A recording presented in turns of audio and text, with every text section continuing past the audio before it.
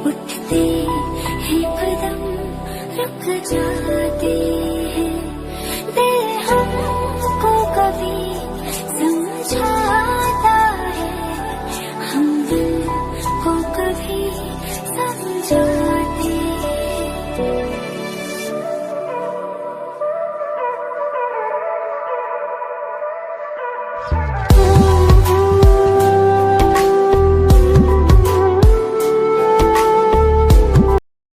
ভিডিঅ'টো চাই বাৰু আপোনালোকৰ কেনেকুৱা লাগিল? আজি বলিউডৰ বিখ্যাত অভিনেত্ৰী মাধুৰী দীক্ষিত আৰু তেখেতৰ স্বামীয়ে 22 বছৰ সম্পূৰ্ণ কৰে বিবাহৰ।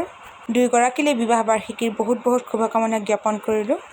মনে বিচৰা ধৰণে আহিবলগীয়া দিনবোৰ যেন পাৰ কৰে তাকে ভগৱানৰ ওচৰত প্ৰাৰ্থনা কৰিলোঁ।